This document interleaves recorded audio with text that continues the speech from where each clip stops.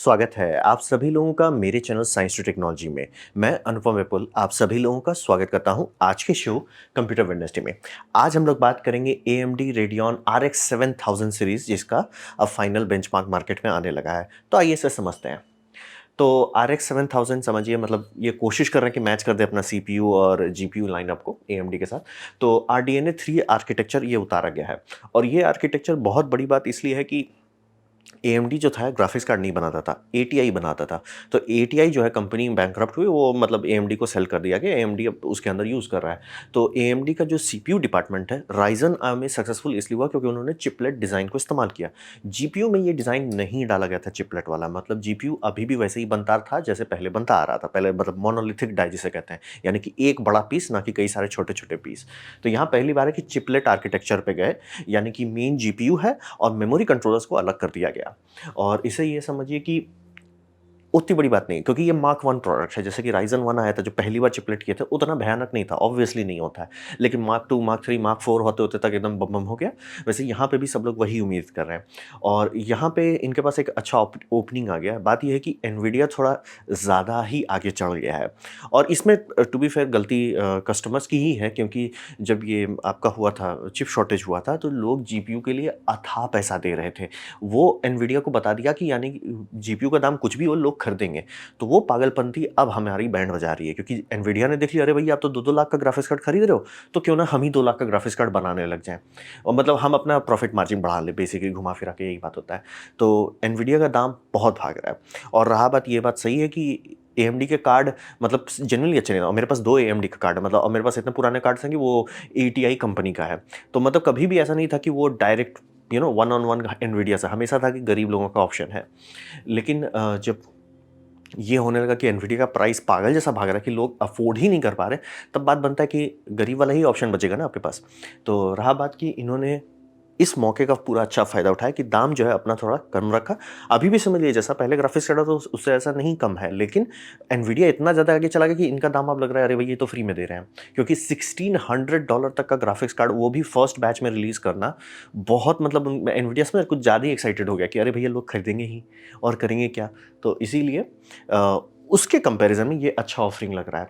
और यहाँ पे समझिए कि एएमडी जो है हमेशा अपने जीपीयूज़ में एक चीज़ देता है, भले आपको पसंद हो चाहे नहीं पसंद हो, वीरैम वो बम बम मात्रा में देते हैं। यानी कि अगर आप कोई ऐसा गेम चला रहे हैं जो वीरैम खूब खाता है, एएमडी ही जनरली अच्छा माना जाएगा, क्योंकि एएमडी बम बम देता है। जैसे कि आप देख लीजिए लो एडिशन जो है, यानी कि 7900 XT, उसमें 20 जीबी है और जो हाई एडिशन है यानी 7900 XTX जो है, उसमें 24 जीबी डी रैम दिया गया है। यानी कि बम बम भरपुष्ट मात्रा में इसमें वीरैम दे रहे हैं। यानी कि आपका गेम के पास अगर एबिलिटी है कि वो वीरैम में पूरा फैल सके, तो ये दोनों ग्राफिक्स आपको अच्छा से फैलाने देगा।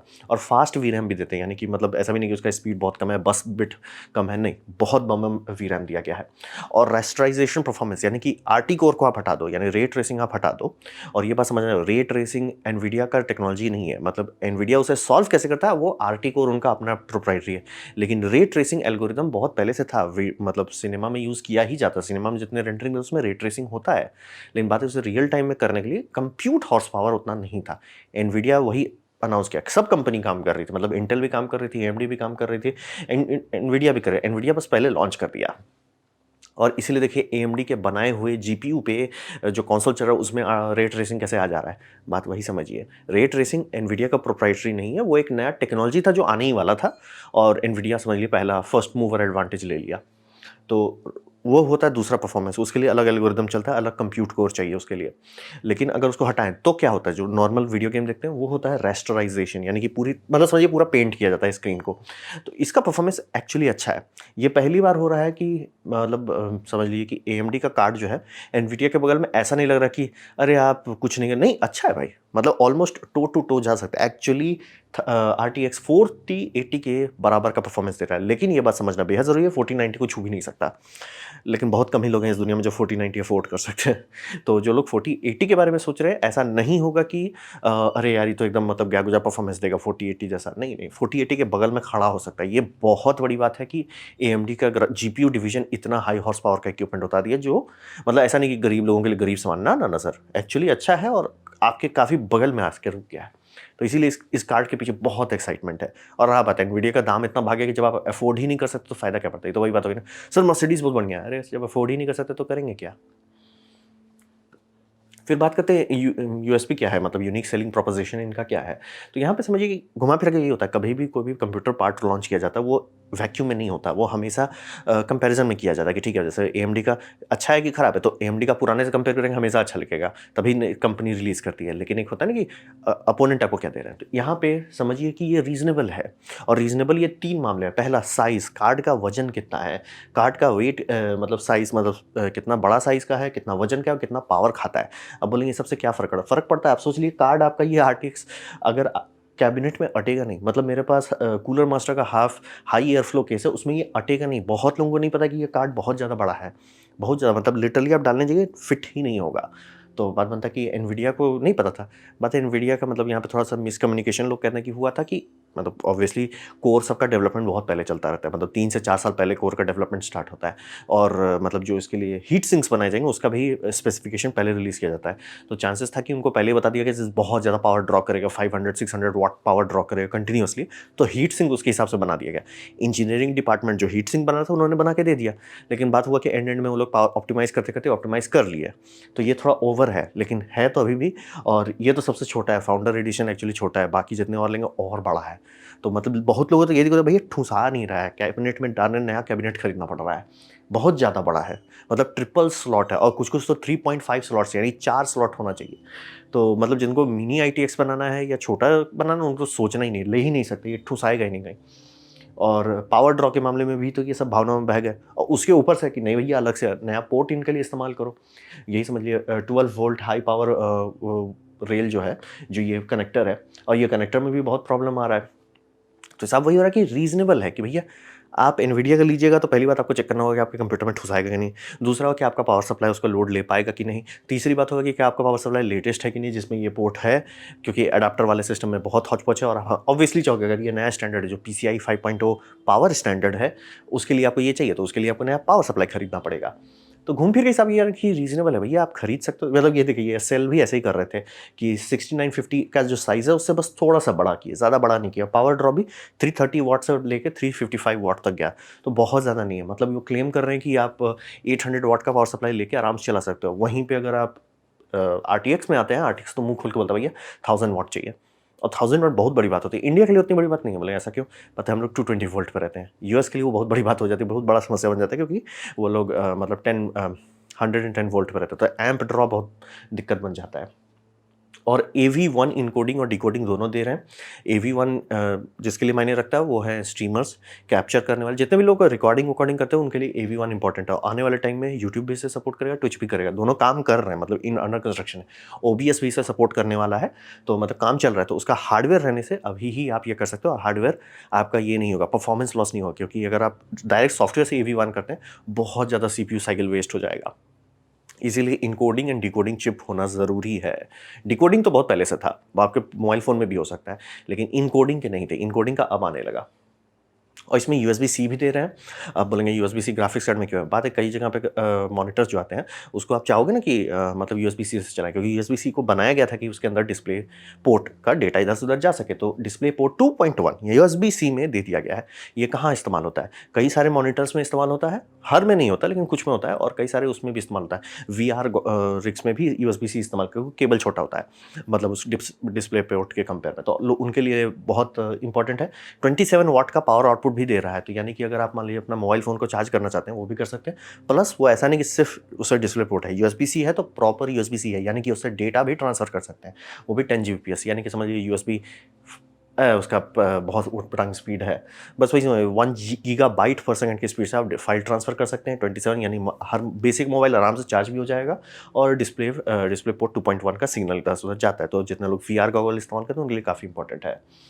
और सेपरेट कोर कर दिया गया। यहाँ पे ये समझना बहुत ज़रूरी है कि इनका जो चिपलेट आर्किटेक्चर है, ऐसा नहीं है कि क्योंकि मतलब आपका डेस्कटॉप में कोर्स बड़े-बड़े होते हैं, उसे सेपरेट करना आसान होता है। जीपीयू में वैसा नहीं होता है, जीपीयू में कोर हज़ारों में हो सकते हैं और सब कोर भी मानेंगे तो भी वो 90-80 ऐसे होंगे, तो उतना पीस तो आप बनाओगे नहीं। तो हिसाब ये किया गया कंपनी ने कि ग्राफिक्स कोर जो मेन कंप्यूट कर रहा है, जो मतलब आपका डेटा को लेकर क्रंच कर रहा है, उसको अलग कर दिया गया और मेमोरी को जो लाके मेमोरी को, कैश को ये सब सॉर्ट कर रहा है, उसको अलग कर दिया। ऐसा क्यों किया? इनका ये एनालिसिस ये आया कि हर चीज़ को छोटे नैनोमीटर में डालने का कोई खास फ़ायदा नहीं होता। यानी कि आपका कंप्यूट कोर जो ग्राफिक्स का कंप्यूट कर रहा है, उसको जितना छोटा नैनोमीटर में बनाएंगे उतना बल्ले-बल्ले, तो उन्होंने उसको छोटा कर दिया। लेकिन बात है मेमोरी में उतना फ़ायदा नहीं होता। मतलब कि आप सोचेंगे कि हमारा मेमोरी था 28 नैनोमीटर से वो 15 नैनोमीटर आ गया, 15 से 10 नैनोमीटर आ गया, बहुत बड़ा फ़र्क पड़ रहा है। मेमोरी बहुत थोड़ा-थोड़ा ही असर पड़ रहा था, उसपे उतना नहीं आ रहा था। तो हिसाब वही है कि उसमें पैसा बचा लिया वो लोग। 6 मिलीमीटर मैंने क्या लिख दिया, नैनोमीटर पे वो लोग मेमोरी आर्किटेक्चर बनाए हैं और ग्राफिक्स को 5 नैनोमीटर पे कर दिया। इससे फ़ायदा हुआ कि इनका दाम कम है, क्योंकि एनवीडिया का दाम बढ़ने का एक और कारण भी ये भी था कि वो 4 नैनोमीटर में कूदे और उतना बड़ा डाई 4 नैनोमीटर में बनाने में दाम तो दर्द दे देगा। तो यहाँ पे इनका हिसाब वही है कि 5 नैनोमीटर में रहो, जिसको ज़रूरत है, ग्राफिक्स कोर को ज़रूरत है उतना नैनोमीटर बनाने का, तभी उसका पावर कंजम्पशन कम होगा, बल्ले-बल्ले उसको दे दो। मेमोरी में कोई फ़र्क नहीं पड़ने वाला, ठीक है? तो उसके लिए वेस्ट मत करो, उसके लिए आराम से 6 नैनोमीटर वाला इस्तेमाल कर दो। यही इनका चिपलेट आर्किटेक्चर है। तो बेंचमार्क के बारे में बात करते हैं तो यहाँ पे एकदम क्लियर कर दे रहे हैं, गलती से भी मत सोचिएगा ये 4090 से छू सकता है। 4090 से बहुत ज़्यादा आगे है, सोचना नहीं है। लेकिन 4080 से ये एक्चुअली कम्पीट कर रहा है। लेकिन अगर आपको गेम में रे ट्रेसिंग चाहिए, इसके बारे में ना सोचें, ना खरीदें। आप तिगड़म-उगड़म करके भले खेल सकते हैं, लेकिन अगर आपका जो गेम में आपका इंटरेस्ट है कि मैं ये गेम खेलना चाहता हूँ और उसमें आपको है कि नहीं मुझे रे ट्रेसिंग चाहिए, तो इसको मत लीजिए। कितने गेम्स में रे ट्रेसिंग है? बहुत कम गेम में है। ऐसा क्यों है? आप लोग का उम्र मेरे के आस-पास होगा तो आप लोगों को पता होगा एनवीडिया पहले भी एक बार टेक्नोलॉजी उतारा था, जिसको कहते हैं फिज़िक्स एक्स करके। कोई गेम उसको यूज़ नहीं किया, ज़्यादा गेम में यूज़ नहीं किया। बैटमैन आर्कम में था और उसको मेरे आरटी ये समझिए जीटीएक्स 1070 में, जो कि मतलब उसमें गेम के अराउंड 8 साल बाद रिलीज़ किया हुआ ग्राफिक्स है, उसमें भी स्लगिश चलता था। वो टेक्नोलॉजी उतना यूज़ नहीं हुआ। आरटीएक्स में भी साथ वही है कि इतना उसका पेनल्टी पड़ता है उसको रेंडर करने में कि गेम डेवलपर्स बोल रहे हैं भैया इसको कोई फ़ायदा नहीं है, नहीं डालते हैं। और डालते भी है तो वो सेकेंडरी इंप्लीमेंटेशन रहता है। आपका कंसोल्स में जहाँ पे सब चीज़ फिक्स है, वहाँ पे भी ये होता है कि 60 एफपीएस पे आप चलोगे बिना रे ट्रेसिंग के, 30 पे चलोगे रे ट्रेसिंग पे। तो रे ट्रेसिंग बहुत लोगों के लिए इंपॉर्टेंट नहीं है, जिनको फास्ट पेस गेम खेलना है उनके लिए तो है ही नहीं, डिस्कशन ही नहीं करना है। तो अगर आप उन लोगों में से कि भैया रे ट्रेसिंग मुझे पता भी नहीं कि मेरे गेम में है या नहीं है, तो 99% चांस है कि नहीं है। और वैसे लोगों के लिए आराम से ये बहुत अच्छा परफॉर्मेंस देता है। लेकिन अगर आपको रे ट्रेसिंग चाहिए तो समझ लीजिए कि आप अराउंड 20% परफॉर्मेंस से लेके 34% परफॉर्मेंस आपका कम पड़ने वाला है। बहुत कम परफॉर्मेंस मिलने वाला है आपका रे ट्रेसिंग में। 34% लॉस होगा जो XT है और 28% परफॉर्मेंस लॉस होगा, 20% परफॉर्मेंस लॉस होगा अगर आप XT लेते हैं। और उसके बाद ये आप समझ रैस्टराइजेशन एक्चुअली अच्छा है, यानी कि जो नॉर्मल गेम्स होते हैं जैसे काउंटर स्ट्राइक, जिन गेम्स होते हैं नॉर्मल मेजॉरिटी ऑफ गेम जिसमें रे ट्रेसिंग नहीं है, उस समय एक्चुअली बहुत अच्छा चल रहा है। और सबसे बड़ा बात है डॉलर, यानी दाम के हिसाब से आप देखेंगे तो एक्चुअली बेटर है। यानी कि एनवीडिया कितना FPS कितना डॉलर पे दे रहा है, फ्रेम पर डॉलर जिसको आजकल नापा जाता है, वो आपका AMD बेटर दे रहा है। ये बहुत बड़ी बात है। यानी कि अगर आपको कुछ नहीं करना है, आपका जो गेम का सिलेक्शन जो आप खेलते हैं, खासतौर पे मॉडर्न वॉरफेयर में तो ये एक्चुअली एनवीडिया से ज़्यादा बेटर चलता है। और ये समझिए इसका दाम कम है, ज़्यादा FPS भी दे रहा है, दाम भी कम है। तो ये एक्चुअली काफ़ी लोगों के लिए भैया चुपचाप से पैसा लो हमको ही दे दो। पहली बात तो ये कम पैसा में ज़्यादा परफॉर्मेंस दे रहा है और कुछ गेम में एक्चुअली धो पा रहा है 4080 को। तो वही समझिए। और रैस्टराइजेशन परफॉर्मेंस अच्छा है, यानी कि अगर आप रे ट्रेसिंग नहीं कर रहे, रैस्टराइजेशन बहुत अच्छा है। मीडिया इनकोडिंग, यानी कि आप वीडियो स्ट्रीमिंग करना चाहते हैं या वीडियो एडिटर के तौर पे आप यूज़ करना चाहते हैं, वो भी काफ़ी अच्छा है। बैंड कहाँ बचता है? बैंड बचता है कि जैसे आप ब्लेंडर, 3ds मैक्स ये सब इस्तेमाल करने जाएंगे, वो नहीं काम कर पाता। वहाँ पे आपका परफॉर्मेंस लॉस बहुत ज़्यादा हो जाता है, 21% से लेकर 23% बहुत ज़्यादा लॉस हो जाता है। ऐसा क्यों? बात ये समझिए कि जितने भी सॉफ्टवेयर है, 3D वर्ल्ड के जितने टूल सेट है, चाहे वो आपका सॉलिडवर्क्स हो जाए, चाहे फ्यूजन 360 हो जाए, 3ds मैक्स हो जाए, ब्लेंडर हो जाए, ये सब जो 3D वर्ल्ड के टूल हैं, वो कूडा पे डिज़ाइन किए गए हैं। क्योंकि बोल रहा ना, ATI उतना सक्सेसफुल था नहीं और उतना बिकता भी नहीं था, तो उसके लिए OpenCL जो आर्किटेक्चर है उसको सपोर्टेड ही नहीं है। बहुत सारे सॉफ्टवेयर तो सीधा सीधा चलते ही नहीं है, मतलब आपका चलना ही नहीं है। वो आप डिटेक्ट करेगा OpenCL है, वो बंद कर देगा, नहीं करेगा। तो अगर आप उन लोगों में से हैं जो 3D यूज़ करते हैं और आप लोग को पता है कि आपका जो सॉफ्टवेयर है वो बोलता है कूडा कोर चाहिए, तो शांति से AMD नहीं खरीदना है। ये AMD का सबसे बड़ा समस्या है। बाकी सब में तो ऑलमोस्ट ये पहुंचने लगा, जैसे वीडियो इनकोडिंग ऑलमोस्ट पहुंच गया है कि भैया हम एनवीडिया को धो देंगे और उससे कम दाम में हम उसे धो देंगे, तो ये बहुत बढ़िया बात है। आपका नॉर्मल परफॉर्मेंस देख लीजिए, मतलब आपका इतना FPS पे चला गया है कि इसको कंपेयर करेंगे डूम इटर्नल 240 FPS पे चल रहा है भाई। 4K हाई अल्ट्रा सेटिंग्स पे।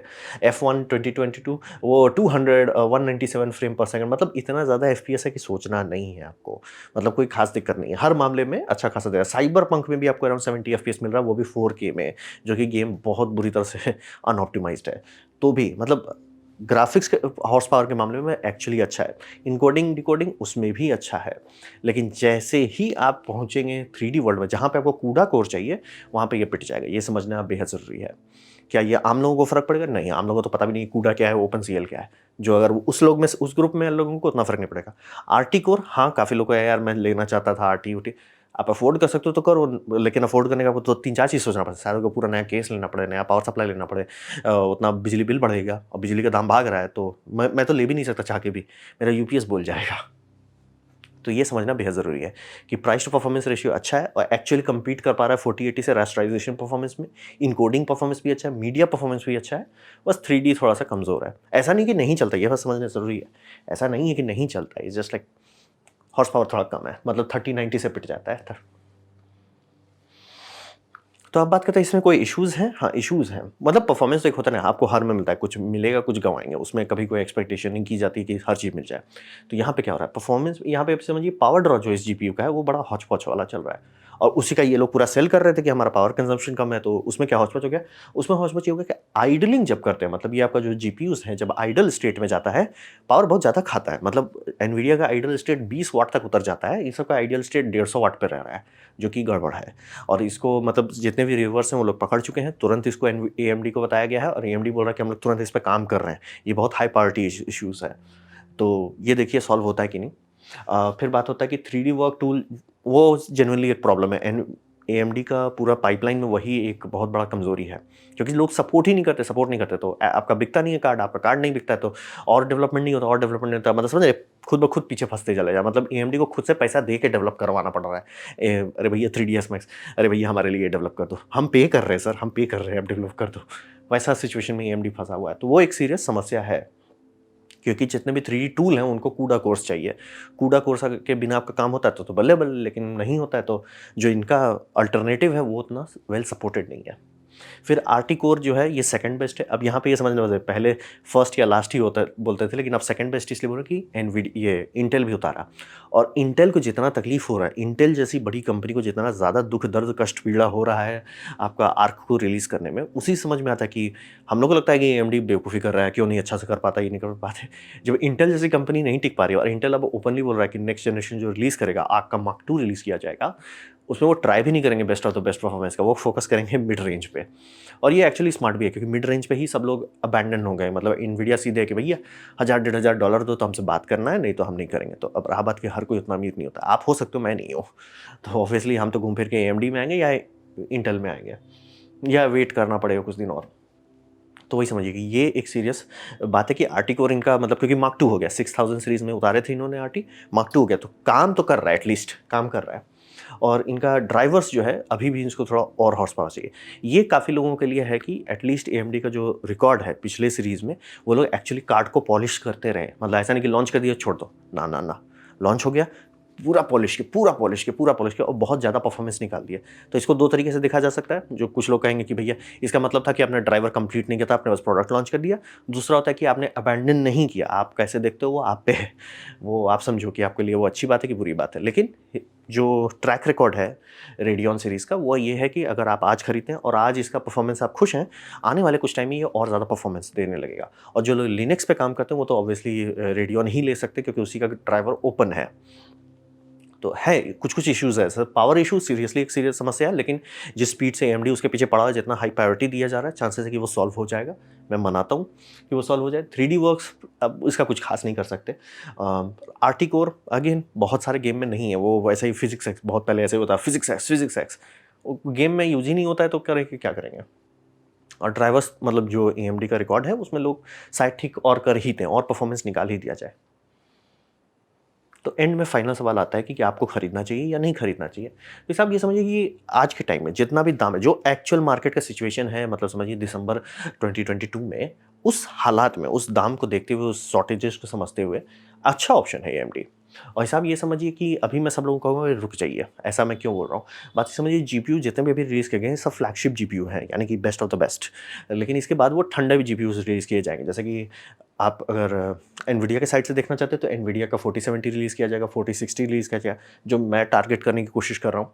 फिर अगर आप एएमडी लेना चाहते हैं तो एएमडी में रिलीज़ किया जाएगा 7800, 7700 ये सब रिलीज़ किए जाएँगे, मतलब मिड रेंज।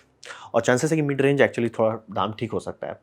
और हिसाब ये समझिए कि आप अपना बीपी कम रखने के लिए कंपेयर मत कीजिए कि मार्केट में क्या हुआ, आप इससे मत कंपेयर कीजिए 4090 से, मत कंपेयर कीजिए कि भैया ये कितना पावर दे रहा है।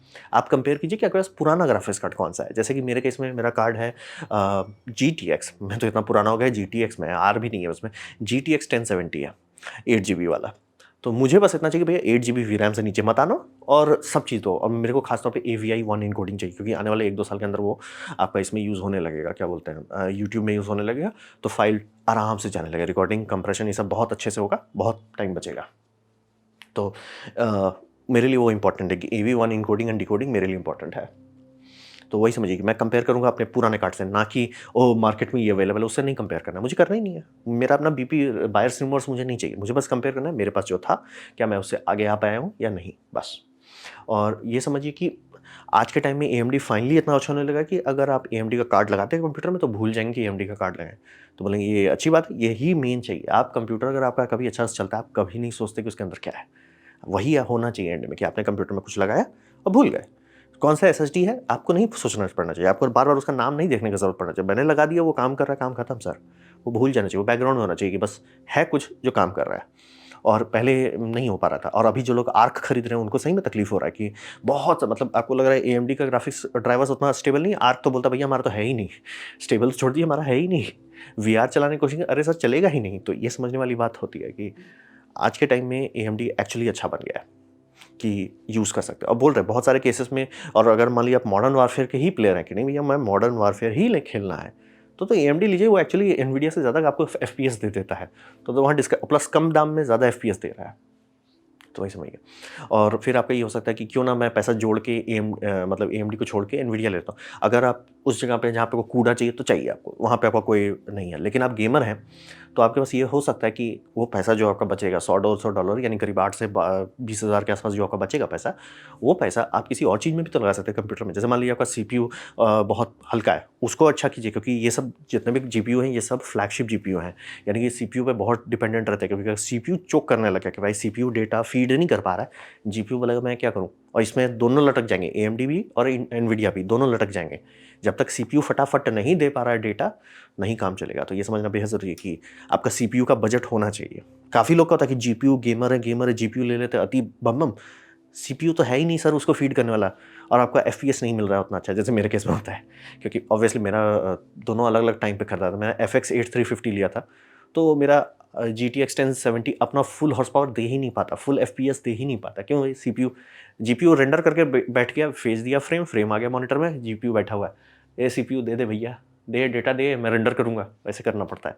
तो इसीलिए बोल रहे जो पैसा बच रहा है उसको ऐसे बस नहीं कि पैसा बचा लिया। अगर आपके पास कम पैसा है वो कर सकते हैं, लेकिन जनरली अच्छा होगा कि अगर उस पैसे को आप इस पे खर्च कर दें, CPU पे या बहुत बढ़िया SSD पे, वो आपको तुरंत पता चल जाएगा कि हाँ मेरा कंप्यूटर ज़्यादा बेटर हो गया।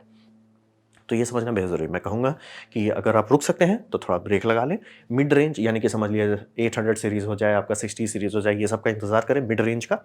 और अगर आप नहीं खरीद सकते और आपका AMD पे दिल आ गया है, ले सकते हैं, कोई दिक्कत नहीं होने वाली है। आपका मतलब वर्कलोड को अगर वो सूट करता है, एक्चुअली अच्छा परफॉर्मेंस देगा। पैसे के हिसाब से तो बहुत अच्छा प्रोसेस देगा, मतलब परफॉर्मेंस दे रहा है, और वो पैसा जो बच रहा है वो अगर आप कंप्यूटर के किसी और पार्ट्स में लगा देते हैं, एक्चुअल ग्रैंड टोटल एक्सपीरियंस आपका बेहतर हो जाएगा। तो ये बहुत अच्छा डायरेक्शन में AMD जा रहा है, और ऐसे ही करके कंपटीशन होना ज़रूरी है। नहीं तो एनवीडिया का अगली बार नाम वो सीधे $2000 डाल देंगे कि भाई ये कोई तो ऑप्शन ही नहीं, करोगे क्या, हमारे पास ही आओगे, हम दाम बढ़ा देते हैं। ये हमारी गलती है, ये हम सभी लोगों की गलती है, जो हम लोग लॉकडाउन में और चिप शॉर्टेज में जब खरीदे जा रहे थे पागल जैसा दाम दे के, वही एनवीडिया को थोड़ा ज़्यादा चढ़ा दिया है। और ये भी AMD भी ऐसा नहीं कि बहुत मतलब अच्छे लोग हैं कम दाम में दे रहे, नहीं, वो बस एनवीडिया से कम रख रहे हैं। वो भी 600 का कार्ड आपको 1000 में बेच रहे हैं, क्योंकि आपने बता दिया कि आप खरीदोगे। तो ये था मेरा प्रेजेंटेशन AMD के नए रिलीज़ के बारे में। RX 7000 सीरीज़ के बारे में। उम्मीद करता हूँ आपको अच्छा लगा, कुछ सीखने मिला, कुछ समझ में आया। अगर ऐसा है लाइक कर दें तो उसे शेयर कर दें, उससे मेरा काफ़ी भला होगा। नहीं अच्छा लगा, नहीं पसंद आया, कोई बात नहीं, आप डिसलाइक दबा सकते हैं। मैं कहूँगा डिसलाइक 2 बार दबाएँ, उससे मुझे पता चलेगा कितना ना पसंद हुआ है। मैं आपसे कहूँगा कि कमेंट लिखें, मैं हर कमेंट को पढ़ने की कोशिश करता हूँ। आपसे कहूँगा सब्सक्राइब कीजिए, बेल दबाइए अगर आप फ्री हैं तो। आपने मेरा वीडियो देखा, जान के मुझे बहुत खुशी हुई। धन्यवाद।